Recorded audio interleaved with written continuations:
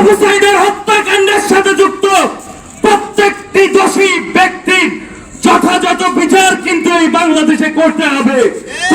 এর মাধ্যমে এই 24-এর বিপ্লব সংগঠিত হয়েছিল, নতুন বাংলাদেশ সংগঠিত হয়েছিল। সেই আবু সাইদ হত্যাকাণ্ডের 590তম দিনে দাঁড়িয়েও আমাদেরকে সেই আবু সাইদ হত্যার যে ন্যায় বিচার, সেই বিচারটুকুই আমাদেরকে চাইতে হচ্ছে। আমরা দেখেছি এই আবু সাইদের প্রাণত্যাগের মাধ্যমে যে সরকার গঠিত হয়েছিল, সেই সরকার চলে যাওয়ার পরেও আরো একটি সরকার গঠিত হয়েছে এবং তার কাছেও আমরা কি যাচ্ছি? আমরা শুধু কিন্তু সেই ন্যায় বিচারটুকুই যাচ্ছি। এরপর প্রশ্ন থেকে যায়, আসলে আমাদের এক্সিস্টিং সিস্টেমে আমাদের বিচার ব্যবস্থা কিভাবে ফাংশন করছে, এই রাষ্ট্র কিভাবে ফাংশন করছে, ভবিষ্যৎ প্রজন্মের কাছে আমরা কেমন রাষ্ট্র দিয়ে যাচ্ছি?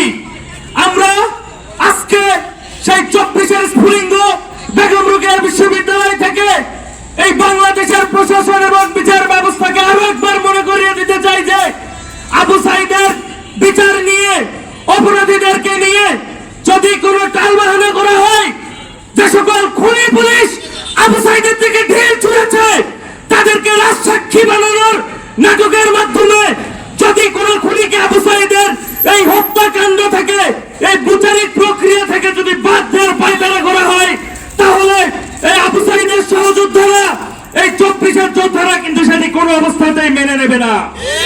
আবু সাইদের হত্যাকাণ্ডের সাথে যুক্ত প্রত্যেকটি দোষী ব্যক্তির যথাযথ বিচার কিন্তু এই বাংলাদেশে করতে হবে। যার রক্তের বিনিময়ে আপনারা ক্ষমতা ভোগ করতেছেন, সেই আবু সাইদের বিচার নিয়ে এত টালবাহানা কিসে? রায় কেন এত বিলম্বিত হবে? এটার ক্ষেত্রে অন্য কোনো ষড়যন্ত্রমূলক বা ছাড় দেওয়ার মানসিকতা আছে কিনা? আমরা দেখতেছি কোথায় কি টেনে নিয়ে এসে জুলাই যোদ্ধাদেরকে আপনারা নাকি ফাঁসানোর চেষ্টা করতেছেন, পুলিশ হত্যা মামলা টামলা কোথায় দিয়ে, অথচ যারা সবার সামনে, ক্যামেরার সামনে হত্যা হয়েছে আমাদের জুলাই আবু সাইদ, তার রায় সব ওকে, কিন্তু এখন পর্যন্ত আমরা পূর্ণাঙ্গভাবে দেখতে পাচ্ছি না, ঘোষণা হচ্ছে না। এটা খুবই জাতির জন্য হতাশাজনক এবং লজ্জাজনক। সুতরাং এই গভর্নমেন্টকে অবশ্যই প্রায়োরিটি বেসিসে এই রায়টা দিয়ে দৃষ্টান্তমূলক শাস্তি স্থাপন করে দেখাতে হবে যে জুলাই যে অন্যায়ভাবে বাংলাদেশের মানুষকে হত্যা করা হয়েছে সেটার বিচার, গণহত্যার বিচার শুরু হলো। সেই সাথে আমরা কিন্তু আরও একটা জায়গায় দেখতেছি, জুলাইয়ের আরেকজন যোদ্ধা আমাদের শহীদ হাদি, সেই হাদির নিয়ে কিন্তু কোনো আলোচনায় নাই যে হাদির রক্ত কিন্তু এই বাংলাদেশের জুলাইয়ের রক্ত। সুতরাং এরকম জুলাই যোদ্ধাদের মারা হবে আর কোনো ধরনের কথা হবে না, তা হতে পারে না। কারণ এই সব বাংলাদেশের এখন নতুন যারা আছে আমরা সবাই মূলত এই জুলাইয়ের রক্তের উপর দাঁড়িয়েছে। দেখতে পাইনি এবং এখানে পুলিশের দায়িত্বরত এসি ইমরান ছিল, তাকে এই ঘটনার সাথে সম্পৃক্ত থাকার পরও তাকে এই মামলা থেকে বাদ দেওয়া হয়েছে, চার্জশিটে অন্তর্ভুক্ত করা হয়নি।